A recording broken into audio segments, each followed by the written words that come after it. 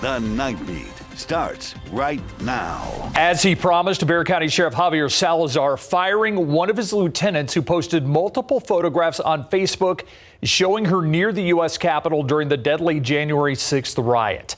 46-year-old Roxanne Matai was given an order of dismissal 5 months after Salazar said he intended to never have her set foot in a BCSO building again. Pictured in a red, white, and blue mask and draped in a President Donald Trump flag, Matai posted photos throughout that day as the world watched that chaos unfold. In those pictures, Matai was shown walking and states that she was headed to the Capitol after listening to President Trump deliver a speech during the Save America March. Matai also posted a picture showing rioters after they had broken through a police line and occupied the balcony of the Capitol. An attorney for Matai said he would release a statement regarding her termination tomorrow. We haven't heard from her yet. You can read more on this story, including our initial defender's investigation, right now on KSAT.com.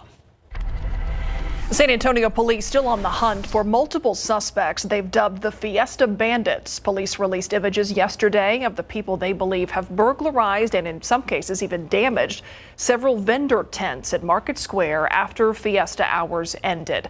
One vendor reported to police that their booth was hit twice in 2 days. The crimes have those who operate those booths during Fiesta on edge. We're not safe. So that means that probably security is not available after everything is closed.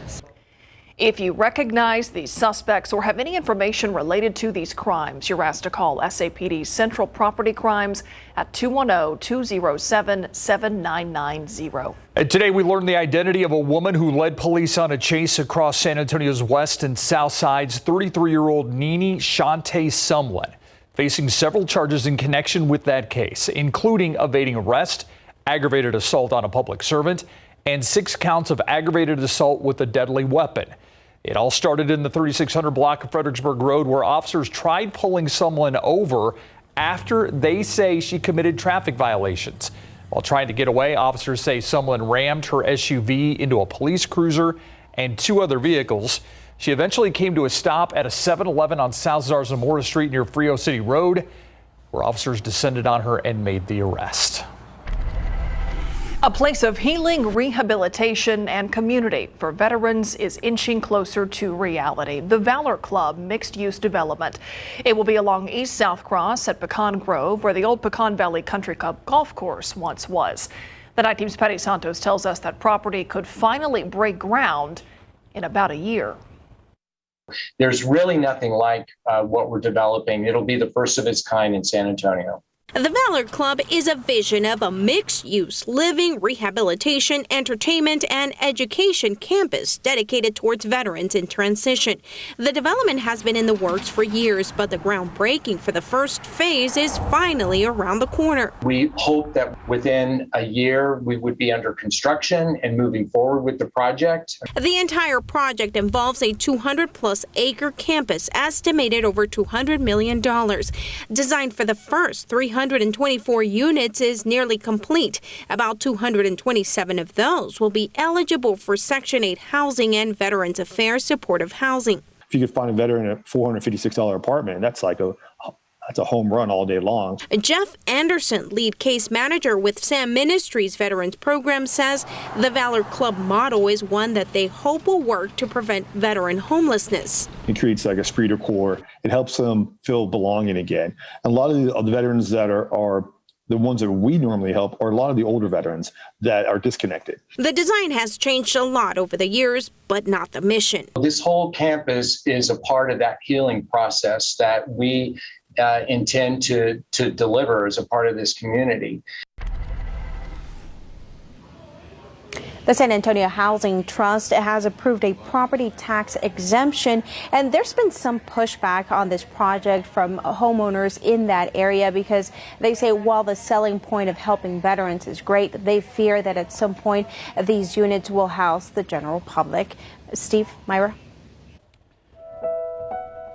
Thank you, Patty. After facing months of criticism from Republicans and some in her own party, Vice President Kamala Harris on Friday will make her first visit to the U.S.-Mexico border since taking office. Harris will be visiting the border in El Paso, accompanied by Homeland Security Secretary Alejandro Mayorkas. The vice president tasked early on with taking on the root causes of migration from Central America to the U.S.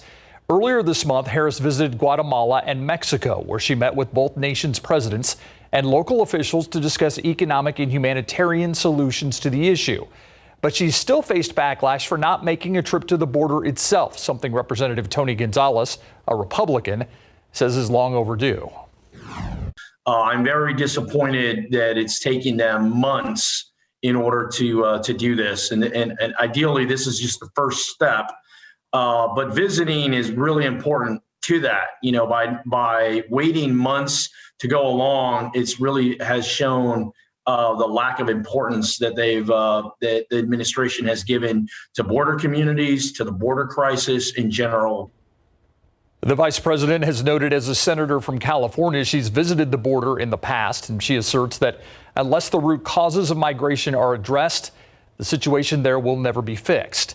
The vice president's trip comes Friday, just days before former President Donald Trump is set to visit the border with a group of House Republicans, as well as Governor Greg Abbott. President Biden also making headlines today, laying out his strategy to tackle a recent spike in gun violence across the country. The president's plan includes cracking down on gun dealers who violate federal law and repurposing millions of dollars in state coronavirus relief funding toward police departments. He's also repeating his call for Congress to pass gun control laws amid a surge in mass shootings like the one we recently saw in Austin. So the reality is there's more guns on the street. You have a really divided, angry population right now. The pandemic was over, and there's just a lot of people out of work. So the stressor factors are pushing these numbers up.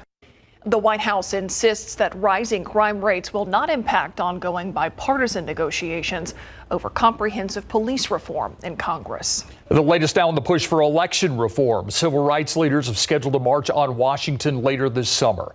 This announcement comes one day after a voting rights bill was blocked by Senate Republicans who denounced the legislation as a federal overreach into election systems. The theme of the event is March On for Voting Rights, scheduled for August 28th. That is the 58th anniversary of Martin Luther King Jr.'s I Have a Dream speech. King's eldest son, Martin Luther King III, will lead the march. The civil rights group says it is demanding that Congress approve sweeping voting rights legislation. They're also calling on state lawmakers to stop attempts to enact bills hindering voting access. Today, a little bit warmer than yesterday, and that upward trend is going to continue for a few more days. We topped out at 94 degrees today. That's just 1 degree above average, the record being 102. 95 was the high in Hondo, 94 Gonzales, 96 Pleasanton. Cotulla made it up to triple digits. So here are the headlines, basically. The heat high is going to dominate. It's going to be sunny through the weekend, but then our weather pattern shifts and a rain chance and some storms possibly are right around the corner. All of this coming right up. All right, thanks, Adam.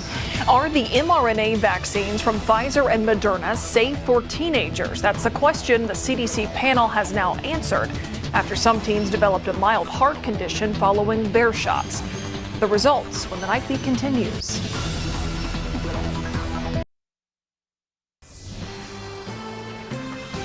Now to the race to vaccinate here in Bexar County. Nearly 874,000 people over age 16 have been vaccinated so far, which is good news. But Metro Health officials say the rate at which people are getting their shots is dropping dramatically. The Night Team's Jonathan Cotto spoke with medical experts who continue to encourage the vaccine and offer an explanation as to why many have yet to get it. The struggle is that the people who remain have questions, and they're legitimate questions, but people really need to be persuaded one-on-one through conversations now. Conversations with people they trust, which may not necessarily be the health department. Metro Health officials collecting data say the rate at which people are getting vaccines is sharply falling, and adds building the trust around the vaccine is everyone's responsibility. It could be a friend or influential family member, but it's on all of us. Health officials say there's more than 100,000 residents who, for whatever reason, haven't returned for their second shot. The reasons could include just haven't had a chance, didn't think that they needed it, didn't know they needed it, are afraid of side effects. And she says it's true.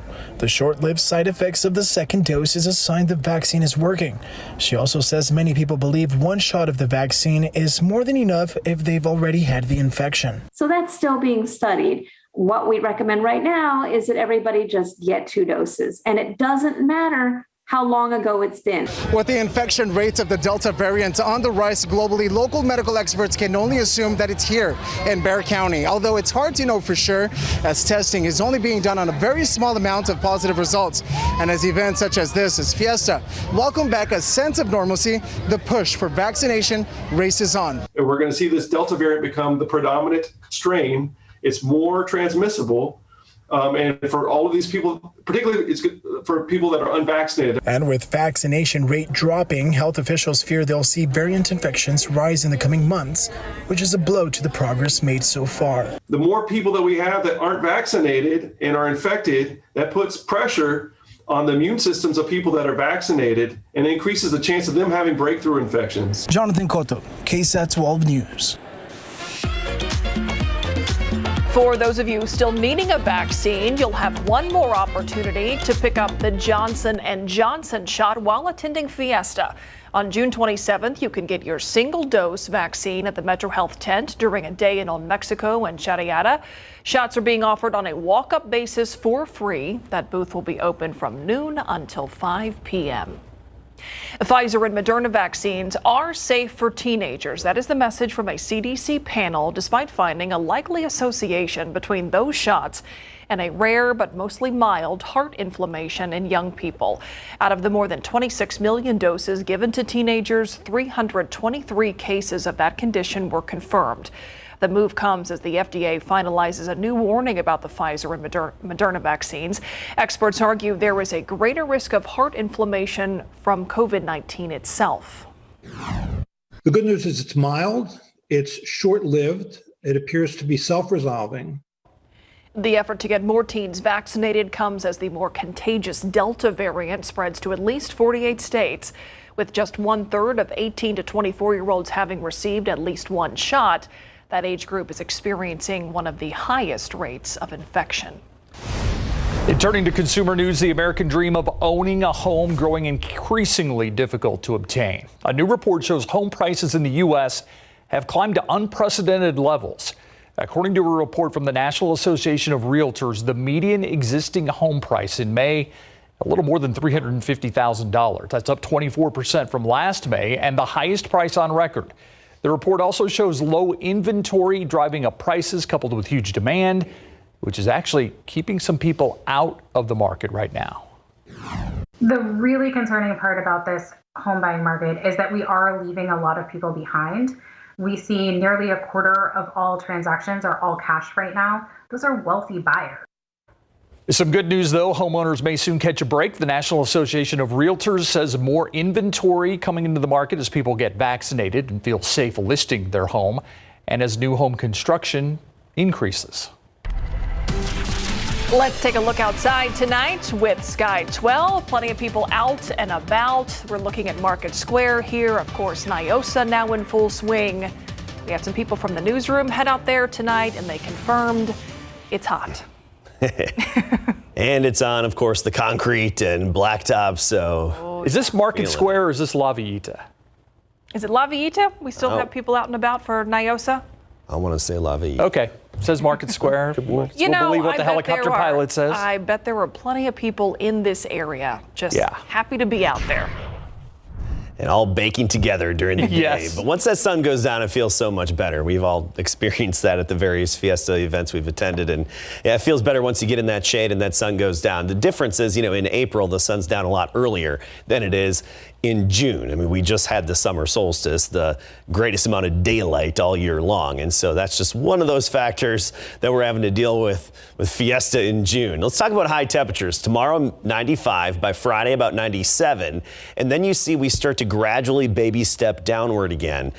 Sunday, 93. Then I think early next week, Monday, Tuesday, closer to 90. That's with a shift in our weather pattern and the return of some storm chances. So let's talk about temperatures and what we can expect tomorrow, of course, in detail, along with then those storm chances down the line. 85 right now, all important number, that dew point, 71, making it feel like it's 90 degrees. But in the afternoon, with the higher temperatures and high humidity, it felt like it was about 10 to 11 degrees warmer than the air temperature. That was the calculated heat index. Uvalde, dew point is 74, along with Pleasanton. It's still pretty sticky out there, and those numbers are going to rise a little bit through the night. Carrizo Springs now 86, 82 in Kerrville, 84 in New Braunfels. For the most part, we're in the low to mid 80s. We'll start the day tomorrow, mid to upper 70s. So we're talking 75 Canyon Lake in Hondo, 75 in Uvalde, Gonzales at 77. By the afternoon, Gonzales up to about 94, but feeling like it's about 7 to 10 degrees warmer than that. And pretty much triple digits west and southwest of town, Cotulla, Carrizo Springs, Del Rio, Laredo, right around the century mark. You get to Helotes about 93, Timberwood Park 94, Lavernia 95 for high, and Elmendorf 96. A bit of a breeze to move the air around, though, southeast at 10 to 20 miles per hour. Not much in terms of showers across our area today. You may have noticed this evening a few tall, puffy cumulus clouds. A few of them dropped some brief showers. That was it. A little bit east of Houston today and some in far west Texas. Fort Davis got some rain. That's good. They really need it. Upper level heat high, pulling in that Pacific moisture, providing some shower activity to drought-stricken western third of the U.S. That's good to see. This is going to be sliding eastward and really controlling our weather here over the next several days. So it's going to be more sunshine, dry conditions, and as I showed you, temperatures getting a little bit hotter. By Sunday and especially into Monday, that starts to break down. And the heat high breaks down, opens the door for some disturbances and just other activity to be moving overhead. And we're anticipating some storm chances as we get into Monday, Tuesday, and even Wednesday of next week. And see, the models are indicating that just because of light instability, a lot of moisture in the air, and a few disturbances coming in, one even off the Gulf of Mexico, a little upper level system, could kickstart some of those showers and thunderstorms. So that's for the early part of next week. Tomorrow, we'll start the day cloudy. It'll be one of those mornings that's typical where it'll look like it's going to rain, but maybe a few drops, that would be it. And then we break out into sunshine. By the noon hour, very sunny. A few patchy clouds into the afternoon, mid-90s for most of us. And then a few coastal showers on Sunday as we get into next week, with the better chance of some widely separated showers and storms. Should limit our temperatures to near 90. All right. Thank you, Adam. All right. The latest coaching hire in the NBA has a Spurs connection, and it's not Becky Hammon. And as do many these days, right? Yeah. And it's a name to be very familiar to. When we come back, the new Celtics coach named today. We'll let you know who that is. And yes, he's right off the Spurs bench. And meet Wagner's new head football coach coming up.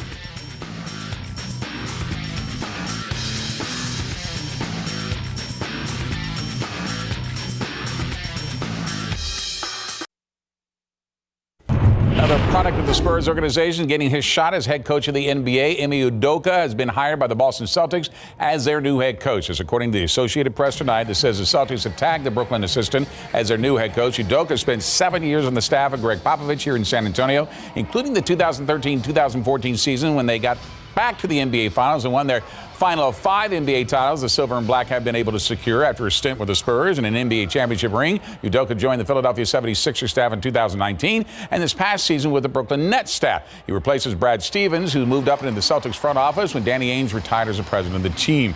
The roster for U.S. men's basketball team that Spurs head coach Greg Popovich will lead to Tokyo this summer is set. Unfortunately, does not include any Spurs after Derek White had injured his ankle last April against the Washington Wizards and missed the rest of the season. It also does not include James Harden, who now has to withdraw because of a hamstring injury he's recovering from. It does include his Nets teammate, Kevin Durant, who goes for his 3rd gold medal, is now the only returning member of the 2016 team that won gold at Rio Olympics. But there are plenty of other big names to help Pop in his first Olympics as head coach of this team. Here's a list of the final roster set today. Includes Durant, Levine, Grant, Lillard, by the way, playing in his first, Bradley Beal, Bam Adebayo. The rest of the list includes Jason Tatum, Green, Love, Chris Middleton, Drew Holiday, and Devin Booker, even though they're still in the playoffs. Game 1 of the Eastern Conference Finals has been a long time coming for both franchises. 47 years since the Bucks made the NBA Finals, and it's been 60 years for Atlanta. Bucks off and running early. Drew Holiday to Giannis Antetokounmpo for the slam. Hawks' Trae Young can play that game. He goes right to the rim on the fast break to give Atlanta the lead. Final seconds of the first quarter. Holiday splits the defenders, gets into the lane for the huge dunk. Bucks by 3 after 1. Giannis can finger roll that gives the bucket. Milwaukee, the largest lead of the first half, but Danilo Gallinari's 3 from the wing cuts the lead to 1. But Holiday picks Young's pocket, takes it back for the layup, and the Bucks are up by 5 at the break.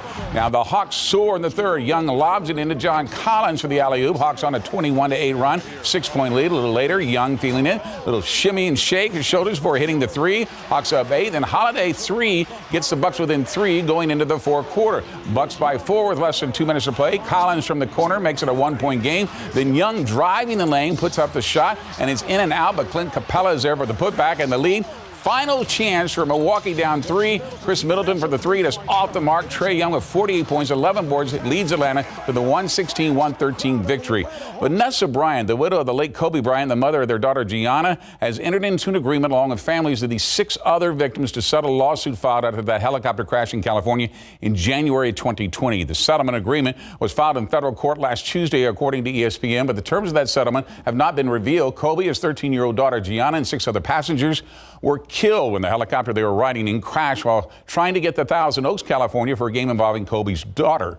Now, NTSB investigators would later determine it was pilot error after he flew into a fog bank suffering spatial disorientation that led to the crash. The settlement agreement would end the lawsuit filed against the pilot's estate and the owners of the helicopter. Let's take a look at how former Spur Monty Williams drew up the big play that won Game 2 for the Phoenix Suns, 104-103. They now lead L.A. 2-0. Right here, that is Devin Booker. We'll highlight it for you, using it as a decoy and a screener. That is DeAndre Ayton right now. We'll watch how this play unfolds because we'll start the tape for you, then watch, we'll freeze it right here as he sets that big screen. Booker does. There's Adrian that allows him to break to the basket, and then a nice lob pass in for the game-winning basket and for the win. Coach drew up a great play where, I was in the best position. My teammates trust me and my coaches trust me. And, Book set a great screen. That freed me up into the lane to at least gather my feet and go for the ball. And the rest is, just off my athleticism and my talent. Jay set it up right there perfectly. Well done. Meet the new head football coach at Wagner High School next.